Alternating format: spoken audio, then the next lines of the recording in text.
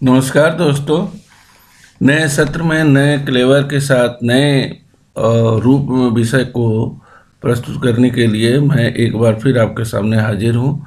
और जैसा कि जो पुराने मेरे वीडियो से परिचित हैं उनको अच्छी तरीके से मालूम है कि मैं क्लास 6, 7th, 8th के साइंस, 9th, 10th के साइंस और 11th, 12th के बायोलॉजी से संबंधित वीडियो आपके सामने लेके हाजिर होता रहा हूँ और आगे भी आपको इसी रूप में मैटर जो है प्रस्तुत करता रहूँगा।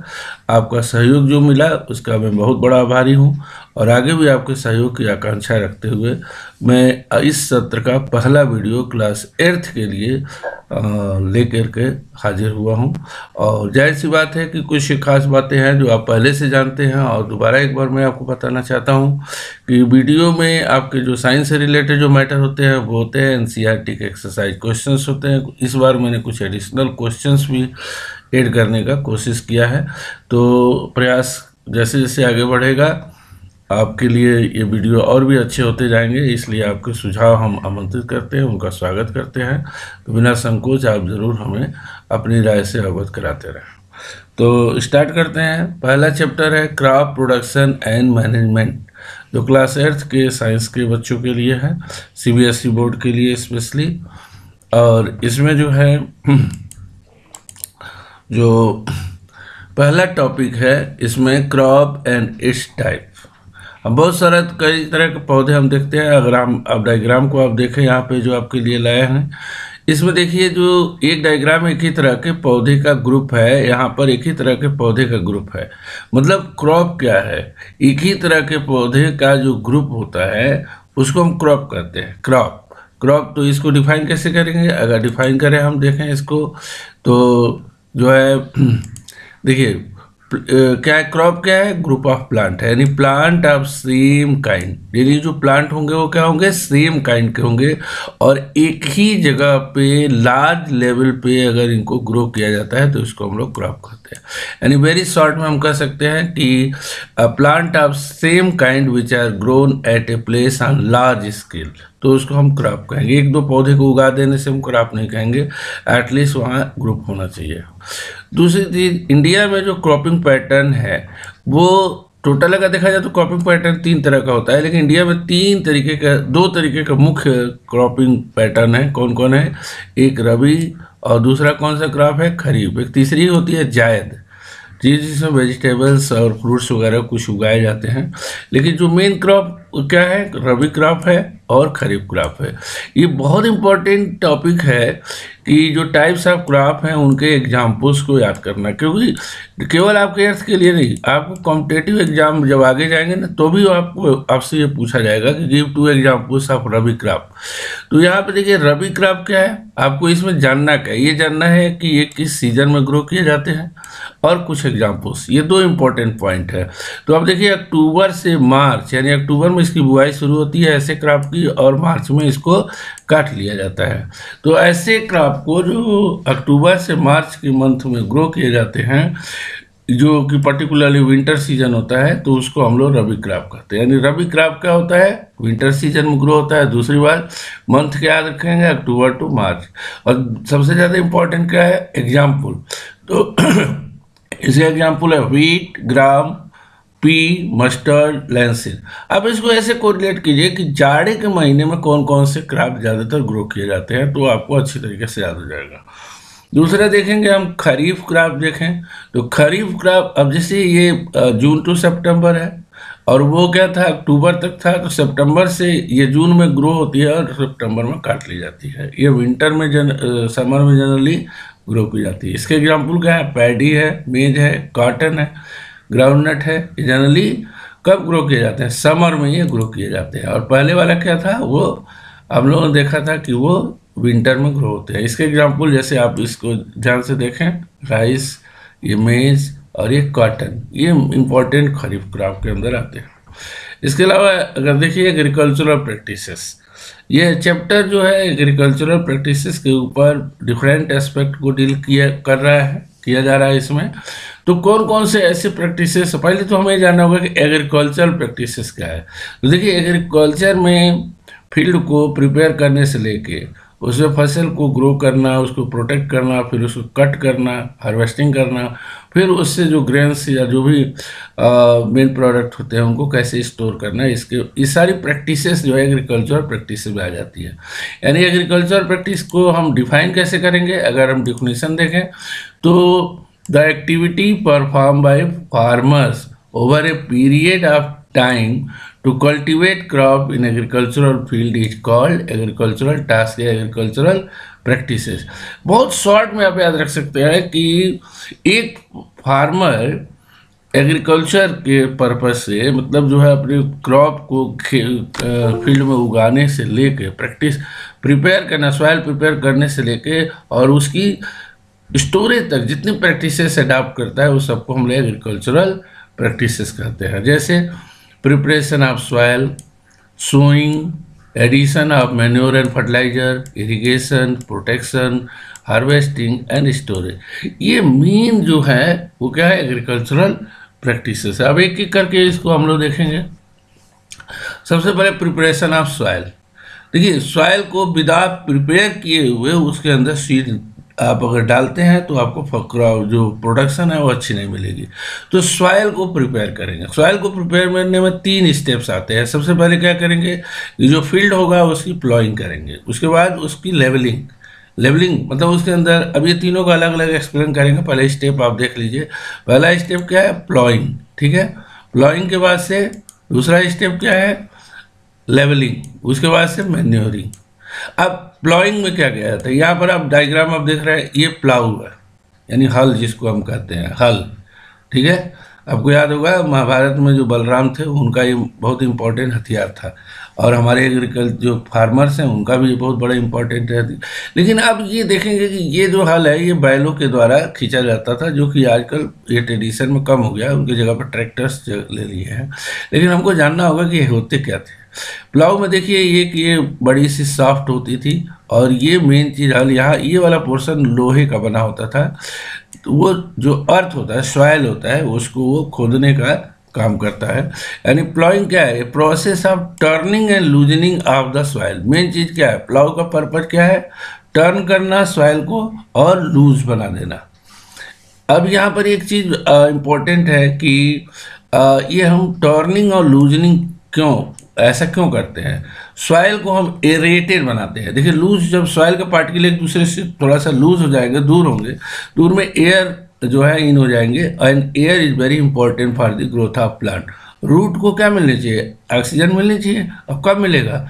जब सॉइल लूज होगा तभी मिलेगा। तो प्लॉइंग एन इम्पॉर्टेंट प्रैक्टिस, और इसका पर्पज क्या होता है? सॉइल को लूज बना देना। और इसके लिए जनरली किसका हेल्प लिया जाता है? With the help of plough, ठीक है। लेवलिंग क्या होता है? लेवलिंग, इसको हम लोग कहते हैं पाटा लगाना। यानी जब प्लॉइंग करेंगे तो उसमें बहुत सारे ऐसे बिग क्रम्स बन जाते हैं, बिग क्रम्स ऑफ सॉइल, जिसको हम बिग क्रम्स सॉइल है, जिसको कि हम ऐसे ढेला, एक लोकल लैंग्वेज में क्या कर सकते हैं, ढेले टाइप को बन जाता है। तो उनको तोड़ना होता है, तोड़ करके और जो सरफेस होता है उसको समतल बनाना होता है। तो उस प्रोसेस को हम लोग लेवलिंग कहते हैं, ठीक है। इसके बाद से क्या करते हैं? खेतों में हम मैन्योर्स ऐड करते हैं, एडिशन ऑफ मैन्योर, ताकि जो है जो न्यूट्रिएंट्स होते हैं वो सॉइल के अंदर मिक्स हो जाए, ताकि जो प्लांट्स हैं उनके ग्रोथ के लिए प्रॉपर मैन्योर मिले। इसके बाद से नेक्स्ट जो प्लॉइंग, लेवलिंग और मैन्योरिंग आपने देखा, ये प्रिपरेशन ऑफ सॉइल के अंदर है। इसके लिए कुछ हथियार, कुछ इम्प्लीमेंट, कुछ एग्रीकल्चरल इम्प्लीमेंट्स यूज होते हैं। तो कौन कौन से? जैसे प्लाऊ आपने देखा, use to till the field. हो एक स्ट्रक्चर, यहाँ पर आप देख सकते हो एक स्ट्रक्चर है, और इसके द्वारा जो वीड्स होते हैं उनको रिमूव किया जाता है, साथ साथ सॉइल को भी लूज बनाया जाता है। और लूजनिंग का पर्पज, एक बात ध्यान रखिएगा, to provide air to the root of plant के रूट को हवा, ऑक्सीजन सफिशिएंट मिले, ताकि वो उसको भी जो है एनर्जी मिलती रहे। इसके लिए सॉइल का लूज होना जरूरी है। तो ये प्लाऊ प्लाऊ क्या होता है ना, क्रॉप में जब फील्ड में जब क्रॉप नहीं है तब किया जाता है। लेकिन हो का यूज किया जाता है जब फील्ड में क्रॉप ग्रो हो चुकी है, उस बीच में ये प्रोसेस अडॉप्ट किया जाता है। कल्टीवेटर, मैंने बताया कि जो प्लाऊ होते हैं उनका आजकल यूज धीरे धीरे कम हो गया है। और उसका स्थान किसने ले लिया है? ट्रैक्टर। आप देख सकते हो यहाँ पे ये ट्रैक्टर है, और ट्रैक्टर के अंदर भी जो है ये जो प्लाऊ बने हुए हैं, आप देख सकते हो इसको। ये जो प्लाऊ है ये इस जो है ये टीलिंग और लूजनिंग ऑफ द सॉइल का काम करते हैं। ठीक है, इससे क्या होता है कि फार्मर का समय भी बच जाता है। क्यों? इससे क्या फायदा होता है ट्रैक्टर से? It save the money and time of the farmer. ठीक है, अब आगे हम देखते हैं इसी में अगला हमारा जो प्रैक्टिस है, अगला है सोइंग। देखिए, पहले हमने प्रिपरेशन ऑफ सॉइल पढ़ा। प्रिपरेशन ऑफ सॉइल में प्लाऊ एंड ट्रैक्टर्स का यूज किया गया, जिससे टीलिंग ऑफ द सॉइल हुआ, यानी सॉइल को लूज बनाया गया, टर्न किया गया। उसके बाद उसमें लेवलिंग और फिर मैन्योरिंग की गई। ये दो इम्पॉर्टेंट स्टेप्स थे। सोइंग सबसे इम्पॉर्टेंट चीज़ है कि खेतों में हम जो सीड्स है वो कैसे डालते हैं। The process of putting the seeds on the field के अंदर हम क्या करते हैं, सीड्स को प्लेस करते हैं, उसी प्रोसेस को हम सोइंग करते हैं। एंड सोइंग के लिए जो सीड्स है उसकी गुड क्वालिटी का होना बहुत ज़रूरी है, यानी good quality, clean, healthy seeds of good variety are sown in the field to get good yield. अगर सीड अच्छा होगा तभी हमको प्रोडक्शन अच्छा मिलेगा। अच्छा, अब अगर एक छोटी सी एक्टिविटी है कि हम जो फार्मर्स हैं वो कैसे अच्छे सीड्स को और जो मिक्स होता है उसके अंदर कुछ ख़राब सीड्स होती हैं उनको कैसे सेपरेट करते हैं। तो क्या करते हैं कि जो फार्मर्स होते हैं वो एक बड़े से टब में सीड्स को डाल देते हैं, उसमें पानी भर देते हैं। तो जितने जो सीड्स जो गुड क्वालिटी के नहीं होते हैं वो ऊपर फ्लोट करने लगते हैं। ठीक है ना, तो फ्लोट करने लगेंगे तो वो डैमेज सीड को वो सेपरेट कर लेते हैं, और जो पानी के नीचे बैठ जाते हैं सीड्स, उन सीड्स को वो सो करते हैं। सोइंग के लिए दो तरह के मेथड्स यूज किया जाता है। एक मेथड होता है आपका जो है ट्रेडिशनल मेथड। जैसे कि देखिए, समय के साथ साथ पहले ये यूज होते थे, अब धीरे धीरे ये प्रोसेस जो है क्या हो रहा है, धीरे धीरे खत्म हो रहा है। जैसे आप यहाँ पर देख सकते हो इस फिगर के अंदर, ये प्लाऊ के अंदर ही एक यहाँ एक स्ट्रक्चर है, इसके अंदर सीड को भर दिया जाता है, और जैसे जैसे प्लाऊ आगे की तरफ बढ़ता है पीछे से सीड भी एक लाइन में वो पुट होते चले जाते हैं। तो ये ट्रेडिशनल मेथड है। और इसमें इस आजकल जो मेथड यूज किया जा रहा है मॉडर्न टेक्नोलॉजी में वो है सीड ड्रिल। अभी आप देख सकते हो ऊपर यहाँ पर सीड भर दिया जाता है, और यहाँ पर पाइप लगे हुए हैं ये, अब यहाँ से सीड होते हुए इन पाइप के थ्रू सॉइल के अंदर चला जाता है। तो ये भी टाइम इसमें कम लगता है, और एक सिस्टमेटिक तरीके से जो सीड्स होते हैं वो क्रॉप फील्ड में शो किए जाते हैं। तो कुछ एडवांटेज है, इस एडवांटेज की वजह से सीड ड्रिल ज़्यादा उपयुक्त माना जा रहा है। ये टाइम को सेव करता है, लेबर को सेव करता है, और यूनिफॉर्म डिस्टेंस पर सीड का डिस्ट्रीब्यूशन कर देता है, ताकि हर सीड्स को जब वो पौधे के रूप में ग्रो हो तो प्रॉपर न्यूट्रिएंट्स और अदर जो फैक्टर्स है, लाइट और एयर, वो मिले। यहाँ पर एक एक्टिविटी है मैन्योर फार्मेशन से रिलेटेड, एंड होप कि आप इस एक्टिविटी को अपने घर पे जब इसको आप करेंगे तो आपको ये और अच्छी तरह समझ में आएगा। जो पहली एक्टिविटी है कि हम कैसे मैन्योर बनाएं, तो इसके लिए आप एक बड़ा सा जो है कंटेनर ले करके उसके अंदर vegetable waste and egg shells and other materials आप रख के उसको ढक दें, और 15 डेज बाद या उससे भी ज़्यादा समय के बाद जब आप उसको ऑब्जर्व करेंगे तो देखेंगे कि वेजिटेबल पील और जो एग है वो मैन्योर में कन्वर्ट हो जाएगा। दूसरी एक्टिविटी है कि मैन्योर का प्लांट ग्रोथ के ऊपर क्या असर होता है। तो आप देखिए यहाँ पर तीन एक्सपेरिमेंट में 3 कंडीशंस लिए गए, इस एक्टिविटी में 3 कंडीशंस ली गई हैं। एक कंटेनर आप केवल सॉइल ले लीजिए, दूसरे में सॉइल के साथ मैन्योर ले लीजिए, तीसरे में सॉइल के साथ यूरिया फर्टिलाइजर ले लीजिए, और उसके अंदर सीड्स को आप डाल दीजिए। आप देखेंगे कि seed will grow in manure and urea अच्छी तरीके से ग्रो करेगा, लेकिन केवल और केवल सॉइल में इसकी ग्रोथ नहीं प्रॉपर होगी। इससे साबित होता है कि सॉइल के लिए, क्रॉप के ग्रोथ के लिए मैन्योर के साथ साथ यूरिया भी जरूरी है। तो ये 2 एक्टिविटी है जिससे आप अपने नॉलेज को और पुख्ता कर सकते हैं। इसके बाद आता है मैन्योर आपको पता है आपको कि मैन्योर ऐड किया जाता है। मैन्योर के अंदर न्यूट्रिएंट्स प्रेजेंट होते हैं जिसको पौधे प्राप्त करते हैं। तो मैन्योर क्या है? ये तो आपने देखा कि मेन्योर का फॉर्मेशन ऑर्गेनिक वेस्ट यानी जो वेजिटेबल वेस्ट है उससे बनाया जाता है। तो manure is an organic substance obtain from the decomposition of plant और एनिमल वेस्ट। एनिमल वेस्ट और प्लांट वेस्ट के डिकम्पोजिशन से मेन्योर बनता है, ठीक है। तो इसका एडवांटेज क्या है, मेन्योर क्यों बनाते हैं? तो देखिए इसकी कुछ खास बातें हैं, कुछ इंपॉर्टेंट पॉइंट्स हैं कि ये क्यों यूज किया जाता है। तो सबसे बड़ी चीज़, ये enhance the water holding capacity. ये जो सॉइल होता है, सॉइल का जो वाटर होल्डिंग कैपेसिटी होता है उसको ये बढ़ा देता है। क्या करता है? Water holding capacity, soil water को होल्ड करता है ताकि वो पौधों को प्रोवाइड कर सके। तो ये तभी से ये मैन्योर को ऐड कर देने से ये प्रोसेस, ये क्वालिटी बढ़ जाती है। दूसरी तरफ सॉइल को पोरस बना देता है जिससे जो ऑक्सीजन और कार्बन डाइऑक्साइड का एक्सचेंज ईजी हो सके, आसानी से हो सके। नेक्स्ट है कि सॉइल के अंदर जो मैन्योर्स होते हैं, मैन्योर्स जो है बहुत सारे यूजफुल माइक्रोब्स का घर माने जाते हैं। तो ये फ्रेंडली माइक्रोब्स जो होते हैं वो सॉइल की फर्टिलिटी को बढ़ाते हैं और क्रॉप की मदद करते हैं। इसके अलावा सॉइल का जो टेक्सचर होता है उसको भी इम्प्रूव करते हैं ये। तो ये 4 पॉइंट आप याद रखिएगा, ये मैन्योर के एडवांटेजेस हैं, ठीक है। अब फर्टिलाइजर, फर्टिलाइजर क्या है? देखिए बहुत सारे आपने फार्मर्स को देखा होगा कि वो बाजार से, मार्केट से कुछ केमिकल खरीद के लाते हैं, जैसे यूरिया आप बहुत अच्छी तरह जानते हैं, तो वो एक फर्टिलाइजर है। तो इसी तरह से सुपर फास्फेट जो फास्फोरस को प्रोवाइड करता है, पोटास, पोटेशियम नाइट्रेट, तो वो पोटास को प्रोवाइड करता है।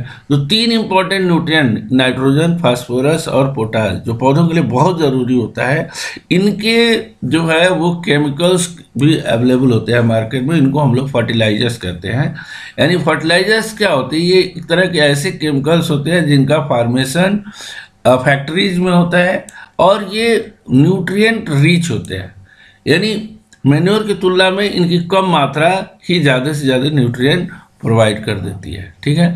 तो इसमें जो मेन फर्टिलाइजर है, जैसे यूरिया इंपॉर्टेंट सोर्स है नाइट्रोजन का, ammonium sulphate it is also important source of nitrogen, super phosphate ये फास्फेट का सबसे इंपॉर्टेंट सोर्स है, एनपीके, इसमें ये एनपीके जो है इसमें तीनों न्यूट्रिएंट आपको मिल जाते हैं। नाइट्रोजन भी प्रोवाइड करेगा, फास्फोरस भी प्रोवाइड करेगा और पोटास भी प्रोवाइड करता है, पोटेशियम, पोटास जिसको बोलते हैं।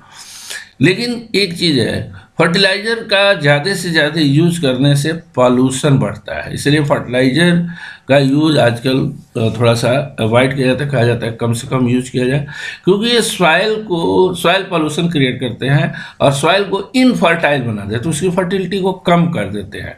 तो इसलिए आजकल सबसे ज़्यादा यूज ऑफ ऑर्गेनिक मैन्योर के यूज पर सबसे ज़्यादा जोर दिया जा रहा है। अब हम लोग देखेंगे कुछ डिफरेंस मैन्योर और फर्टिलाइजर के बारे में। आपको पहले बताया कुछ मैन्योर के बारे में और फर्टिलाइजर के बारे में, आप डिफरेंस देखते हैं। मैन्योर क्या होते हैं? नेचुरल सब्सटेंस होते हैं जो decomposition of plant and animal waste से फॉर्म होते हैं। दूसरी तरफ आप अगर देखें फर्टिलाइजर, ये मैन मेड होते हैं, इनऑर्गेनिक सॉल्ट फैक्ट्रीज के अंदर प्रिपेयर किए जाते हैं। मैन्योर्स जो है वो not prepared in factory, it is not prepared in factory, ये जस्ट वो उल्टा हो गया, इधर होना चाहिए। आप सॉरी, इस चीज़ को ध्यान दीजिएगा कि जो मैन्योर्स होते हैं they are produce in the field, fertilizers factory में प्रिपेयर होते हैं। अच्छा, डू नॉट प्रोड्यूस ह्यूमस, यानी ये चीज़ें, ये पहला पॉइंट तो सही है, लेकिन बाकी जो है ये फर्टिलाइजर का, यहाँ पे ये फर्टिलाइजर का कैरेक्टरिस्टिक है, does not produce humus. Fertilizer की ये कमी है कि ह्यूमस नहीं प्रोड्यूस करते हैं, मैन्योर ह्यूमस प्रोड्यूस करते हैं। अच्छा, न्यूट्रिएंट रिच, जो फर्टिलाइजर्स होते हैं वो न्यूट्रिएंट रिच होते हैं, जबकि जो मैन्योर्स होते हैं लेस न्यूट्रिएंट रिच होते हैं। और ये 3 प्रॉपर्टी जो है ये आप ध्यान रखिएगा, ये मैन्योर की प्रॉपर्टी है, ठीक है, और ये फर्टिलाइजर की है। यहाँ पर सॉरी मैंने इसको ध्यान नहीं दिया है, मिस्टेक हो गया, इस चीज़ को ध्यान दीजिएगा, आप सुधार लीजिएगा, ठीक है। ये जो फर्स्ट प्रॉपर्टी है ये तो सही है, मैन्योर का है, ये फर्टिलाइजर का है, लेकिन ये बाकी की जो 3 प्रॉपर्टी है ये फर्टिलाइजर का है और इधर ये मैन्योर का लिखा हुआ है। एक और चीज़ होती है क्रॉप रोटेशन, ये बहुत इंपॉर्टेंट होता है। क्रॉप रोटेशन क्या है? जैसे कि मान लीजिए कि कोई फील्ड है, आपने फील्ड में एक बार आपने कोई क्रॉप ग्रो किया, तो दूसरी बार सेम न्यूट्रिएंट रिक्वायरमेंट वाले हम क्रॉप नहीं ग्रो करेंगे, उसके बाद क्रॉप को चेंज कर देते हैं। तो क्रॉप को चेंज करके ग्रो करने के प्रोसेस को हम क्रॉप रोटेशन कहते हैं। अब इस चेंज में खास बात ये ध्यान रखा जाता है कि पहली बार जो क्रॉप ग्रो किया जाता है, जो नाइट्रोजन को नहीं फिक्स कर सकते उनको ग्रो किया जाता है, तो सेकेंड टाइम ऐसे हम क्रॉप को ग्रो करते हैं जो जिनके अंदर नेचुरल एबिलिटी होती है नाइट्रोजन को फिक्स करने की। तो ऐसे क्रॉप के साथ अल्टरनेट हम करते हैं। तो crop rotation is a method of replenishing the soil. ये सॉइल, इससे क्या होता है कि सॉइल अपने आप को जो न्यूट्रिएंट्स होते हैं उसको रिकवर भी कर लेता है। ठीक है, this type of cropping different kinds of crops are grown on the same land alternatively. मतलब अलग अलग तरीके के क्रॉप को एक ही फील्ड पर अल्टरनेटिवली ग्रो किया जाता है। जैसे आप एक सीट पर ये बैठा, अगली बार ये ना बैठ के वहाँ भी बैठेगा, उसके बाद फिर ये बैठेगा। तो इस तरीके का अल्टरनेट व्यवस्था की गई है। और मैंने बताया ना कि जो सेकंड टाइम जो अल्टरनेट क्रॉप होती है उसमें प्रीफर किया जाता है लेग्यूमिनस क्रॉप को। वो इसलिए क्योंकि लेग्यूमिनस क्रॉप क्या होता है, पल्स क्रॉप, इसलिए कि इनके अंदर नाइट्रोजन को फिक्स करने की नेचुरल एबिलिटी होती है। तो ये जो पहली क्रॉप जो नाइट्रोजन का यूज की है उसको, उस कमी को ये पूरा कर देते हैं। ठीक है, इस तो क्रॉप रोटेशन जो है ये बहुत इंपॉर्टेंट एक प्रैक्टिस है जो फार्मर्स के द्वारा यूज किया जाता है। इरिगेशन, नेक्स्ट एग्रीकल्चरल प्रैक्टिस है इरिगेशन, बहुत इंपॉर्टेंट है। पौधों को पानी नहीं मिलेगा तो वो ग्रो कैसे होंगे? वाटर तो हमारे लिए भी ज़रूरी है, ऐसे पौधों के लिए ज़रूरी है। तो जब हम एक ग्रुप में पौधों को ग्रो कर रहे हैं तो वहाँ पर वाटर की ज़रूरत होती है, तो टाइम टू टाइम उनको पानी देना जरूरी है। तो supply of water to crop at regular interval पानी को प्रोवाइड करना इरिगेशन होता है, या वाटरिंग ऑफ क्रॉप कह सकते हैं, दैट इज कॉल्ड इरिगेशन। अब इरिगेशन के लिए मेन सोर्स क्या है? वेल, ये भी पुराने सोर्स है। ट्यूबवेल, आजकल ट्यूबवेल बहुत ज़्यादा यूज होते हैं जो कि क्रॉप को इरिगेशन में हेल्प करते हैं। पॉन्ड से भी पुराना मेथड हो गया। लेक, डैम से कैनाल्स निकाली जाती हैं, और ये जो ट्यूबवेल और कैनाल्स ये बहुत इम्पोर्टेंट सोर्स हैं इरिगेशन का हमारे देश के अंदर। इसके अलावा कुछ ट्रेडिशनल मेथड्स हैं जो कि आजकल बहुत कम यूज होते हैं, जैसे पुली सिस्टम, कुएं से पानी को निकाला जाता है। चेन पंप, इसमें भी कुएं से पानी को निकाला जाता है। ढेकली, राहत, ये राहत जो है, तो ये जो मेथड जो आपको यहाँ बताया जा रहा है ये ट्रेडिशनल है, ये पहले यूज होते थे, और इनमें कुएं से पानी को निकाल करके और खेतों तक पहुँचाया जाता है।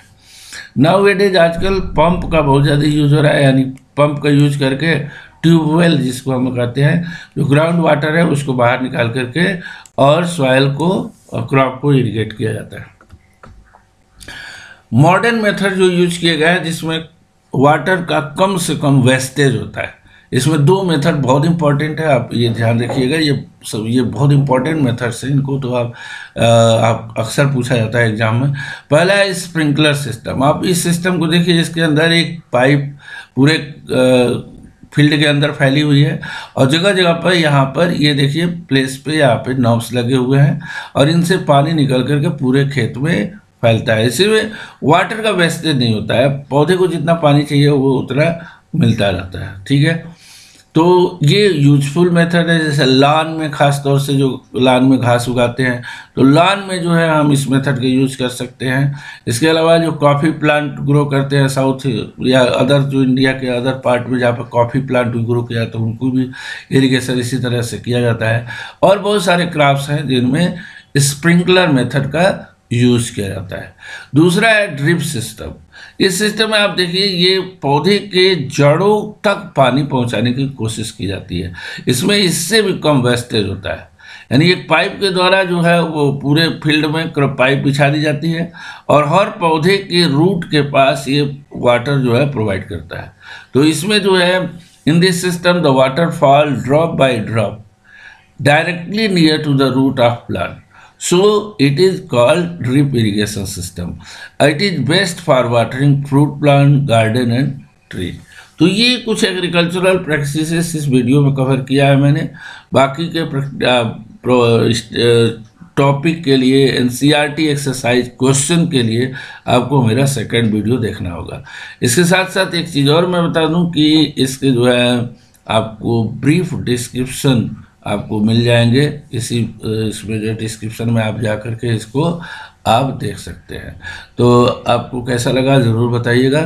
एंड अगर आपने सब्सक्राइब नहीं किया तो सब्सक्राइब कर लीजिए। पूरे साल भर, पूरे सत्र आपको क्लास 8 के वीडियो आपको टाइम टू टाइम मिलते रहेंगे, और भी आपकी डिमांड पर रिवीजन वीडियो या जो भी आप डिमांड करेंगे वो आपके सामने प्रस्तुत होता रहेगा। बट आप सपोर्ट ज़रूर बनाए रखिएगा। Thank you very much.